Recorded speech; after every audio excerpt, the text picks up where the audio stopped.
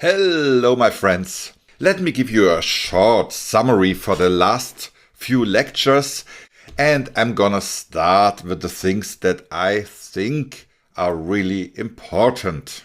So when we started with this course, I showed you how to define a scope, or you could say how to define a component within your HTML, PHP, whatever programming by inserting X data to any HTML element like a div or a section.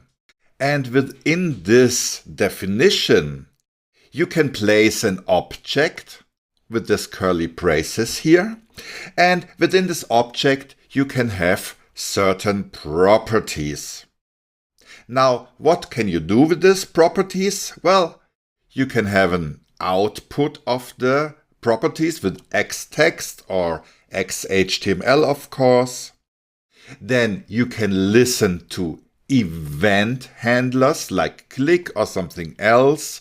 And then after this event happens, you can change the properties like we do here.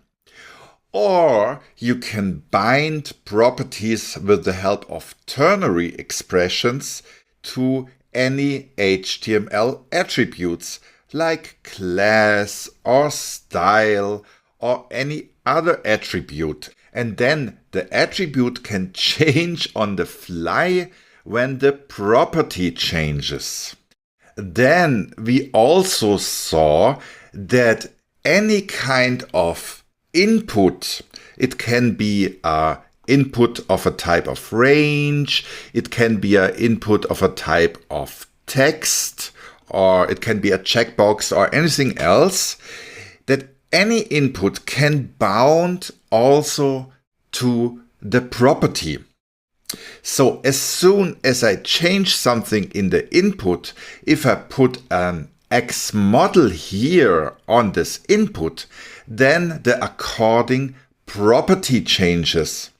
And I can even do it like this, that I have another input here where I have an output in the value, and all this goes automatically on the fly immediately. It can be also an output in the form of Xtext or XHTML, of course. So I change something in the input and I do something with it immediately. That is what I called double binding. All right? You bind the input to the attribute and the attribute is bound to some output. All goes seamlessly, automatic and instantly. Well, this works perfect for simple components and simple applications. But it gets problematic when you have to do something with your data before you return it to the output, for example. Remember, we had this problem here in the color slider. So, the double binding here works in a way that I change the slider, so I change my property. And then this calculation here is returned, so the conversion to the hex value. But in some cases it didn't work. And it didn't work when the hex value had only one digit. So we had to do something before returning the result. So that's the moment when it makes perfectly sense to outsource your object here that lives in Xdata into a function. And this function will just simply return an object. So what you do is that you have a script tag somewhere, and in the script tag you define a function. It can be a definition in the old-fashioned way, like this, or it can be a little bit a more modern syntax, like this here. It doesn't matter. But what is always the same, that within this function you will return an object. This is an object, and also here this is an object.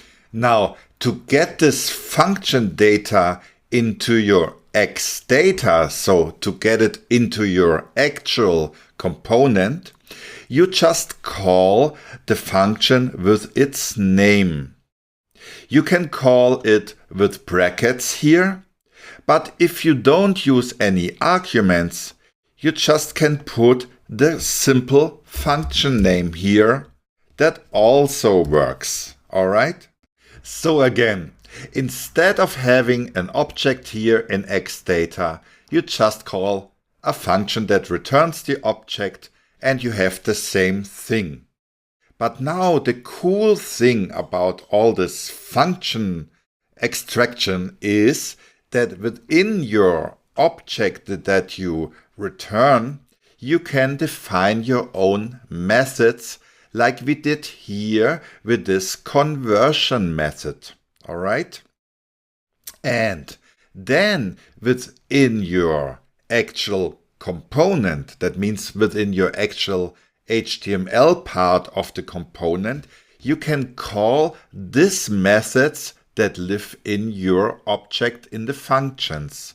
So here, for instance, we called this method here within our color slider component.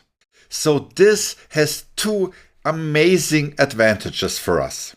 First of all, it's much better readable here, but also by putting the functionality together into a method, it's also better to maintain. So any change you do here in the convert method in one place will be immediately in effect wherever we call this method. And the second big advantage is that we can do some additional computing here in this method. For instance, here we check if the color length is equal to 1, then we add another 0 string here to fix our error in the color slider. Now, for all the friends that love to work with object-oriented programming, you can do a lot with params also in your outsourced functions. You can pass a param to the function itself when initializing the component, or you can pass params directly into a method within the whole function. All right?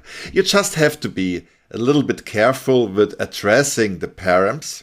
Like, for example, here, the general param that we pass when we initialize here, this start name, here it is copied into a property that lives in our component. And when we address this property in a method, then we have to use the keyword this here. All right? Also down here we can see that. But if we pass in a param directly into a method like we do here, this hello name, then we address it without this because it's directly there in the method.